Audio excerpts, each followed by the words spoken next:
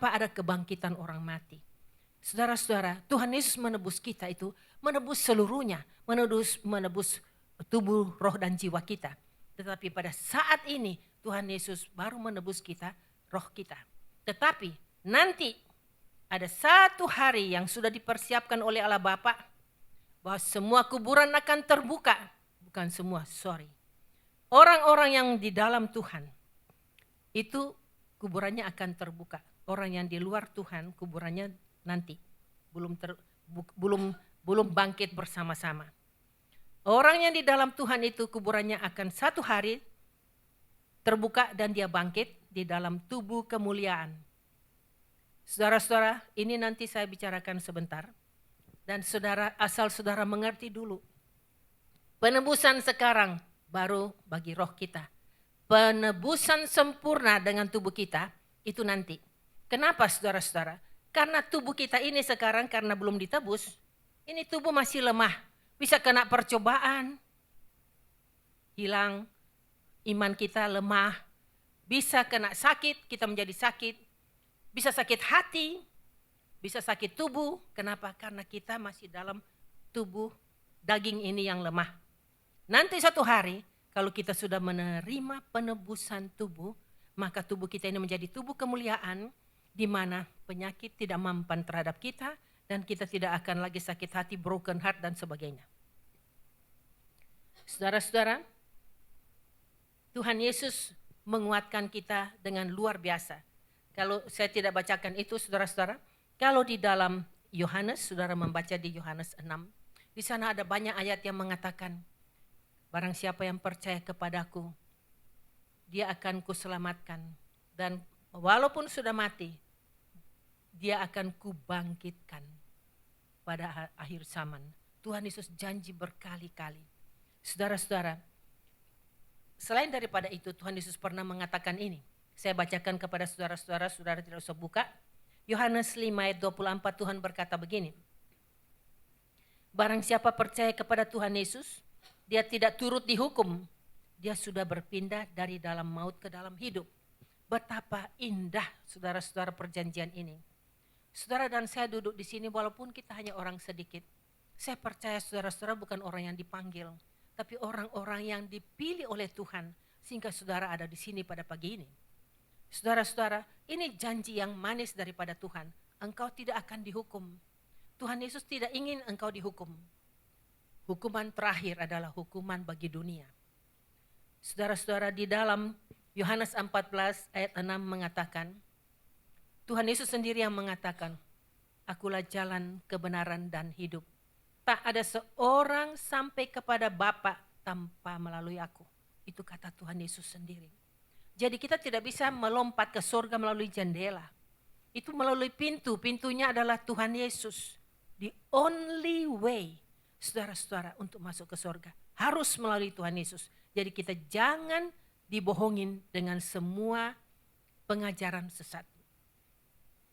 Saudara-saudara, kalau kita yang ada di dunia ini, saudara belajar setengah mati harus memang saudara-saudara. Kenapa? Untuk di kemudian hari saudara mencari nafkah. Untuk hidup di masyarakat ini. Saudara belajar mati-matian untuk mendapat BS degree, master degree, PhD. Saudara-saudara, sudah itu saudara kerja mati-matian. Untuk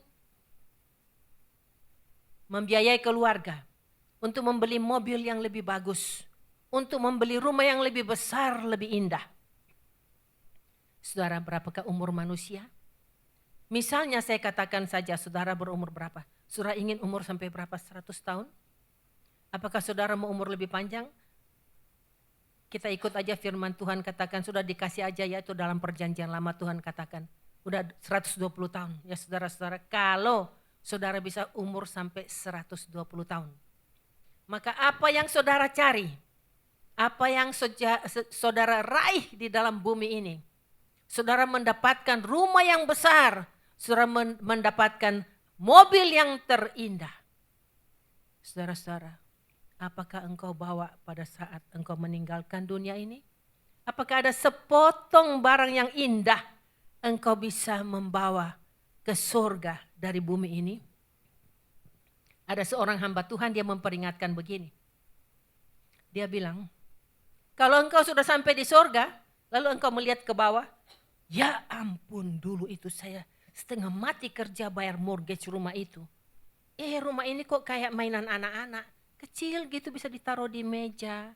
Itu mainan anak-anak, rumah-rumahan, mobil-mobilan. Saudara akan lihat seperti itu. Lalu saudara pikir, betapa gobloknya saya. Saya buang segala waktu saya buang segala tenaga saya. Hanya saya beli mainan seperti itu loh. Saudara-saudara, tidak ada satu yang engkau bawa ke surga. Tetapi sekarang kenapa kita semua ini sibuk, saudara-saudara. Kita sibuk dengan semua urusan dunia. Sampai tidak ada waktu untuk baca firman Tuhan. Saudara-saudara, banyak kali saya sendiri juga, saya tidak mengatakan saudara-saudara, saya katakan pada diri saya sendiri.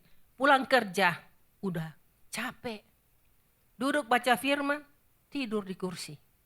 Saudara-saudara, lalu saya katakan pada diri saya sendiri, ini saya seperti orang Israel yang dulu berada di tanah Mesir, sama Firaun disuruh kerja angkat batu, bikin batu bata. Ini yang dikerjakan kita setiap hari, saudara-saudara. Saudara, kita tidak sadar, apa yang kita lakukan, itulah kerja batu bata untuk Firaun. Saudara-saudara, tidak salah. Tidak salah kalau mencari nafkah. Tidak salah untuk membeli rumah besar. Tidak salah untuk memberi mobil yang indah. Tidak salah, saudara-saudara. Semua orang kepingin mobil yang bagus. Semua orang kepingin tinggal di rumah besar dan indah. Semua orang berbuat itu. Dan dengan demikian juga orang katakan, wow, orang Kristen itu kaya-kaya semua ya.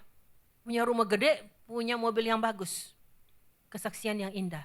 Tetapi saudara-saudara, sekali lagi, jangan kita lupa, jangan jauh dari Tuhan. Jangan barang-barang itu saudara-saudara menjauhkan hati kita dari Tuhan.